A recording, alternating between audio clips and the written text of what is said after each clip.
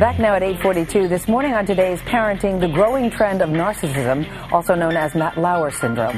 From teenagers who sext and post inappropriate pictures of themselves on the internet to constant status updates on MySpace and Twitter, it seems that a lot of us can't get enough of ourselves. So what led to this overinflated sense of self?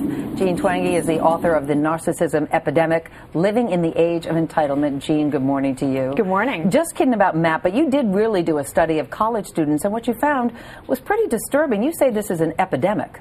Yeah, so we found that narcissism increased just as fast as obesity over the past 25 years.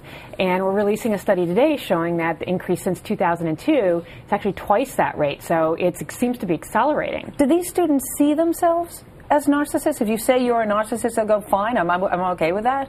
They do seem to think that. So when I talk to students, I say, well, didn't really want to find this, but here's what the data show, that your generation is the most narcissistic in history. And they basically say, yeah, you got us. But they argue it's a good thing, which unfortunately it's not. Well, I can understand why they say, look, I'm confident. I have a lot of self-worth, a lot of self-esteem. Why does that make me a narcissist? Where have they crossed the line between confidence and narcissism? Right. So there's a difference between confidence and overconfidence, first of all. And narcissists are overconfident, so they're overly optimistic. So they take too many risks. Actually, the mortgage meltdown is a very good illustration of narcissistic overconfidence and then how it crashes apart.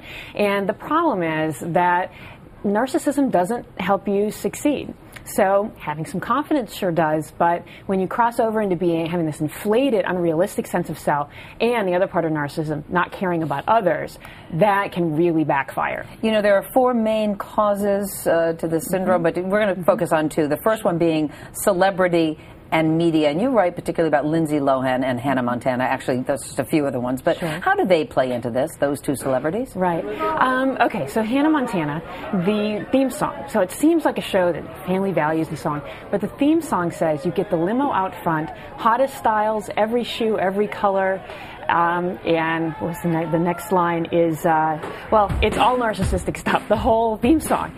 And then you have Lindsay Lohan and Paris Hilton and a lot of these other young celebrities who young girls really look up to, yet they do things like, oh, Paris Hilton has a huge picture of herself, you know, over her living room couch. She wears a shirt that has a screen print of herself.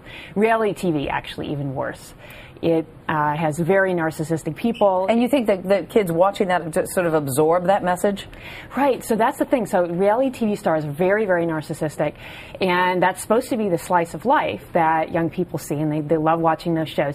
What it really is a showcase for narcissism, and it makes narcissism seem normal. And that's where I worry about what the impression young people are getting of the world. Well, you also bring up Octomom, Nadia Suleiman, as an example of somebody who is narcissistic. Right. So her sense of entitlement really leaps out in pretty much every interview, and that just the fantasy. She just doesn't seem to be in touch with reality, and that's another characteristic. Okay, the other cause, you say, of narcissism, parenting. What are parents doing wrong? Right.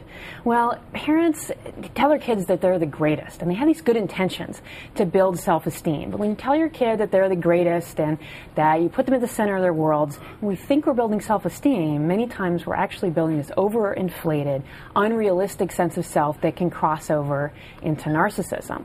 So what should a parent be doing? You have four tips here that we're going to go through. Okay. First, don't give your child too much power. What does that mean?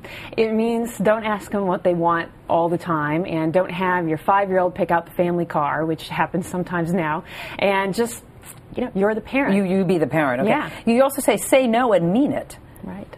Right, and you have to mean it, because if you say no and then they have a fit and you give in, you've taught them that whining is the way to get what they want. Also, consider the message that you send your kids about competition and winning. That was a discussion when my kids were growing up, because we'd always tell the kids, you're always a winner, no matter what. And in fact, in life, you're not. Exactly. And when I talk to young people, they often say, well, we have to be narcissistic because the world's so competitive, we need to win at all costs. Well, first, it won't help you succeed, and second, they just seem to have gotten that message from their parents that that's the most important thing. We buy kids baby Einstein videos, not baby Mother Teresa videos. We try to teach compassion, but it's not the first thing that comes to mind these days. It's that competition. All right. Well, I appreciate your perspective, Jean. Thank you so much. You're welcome. The book is The Narcissism Epidemic.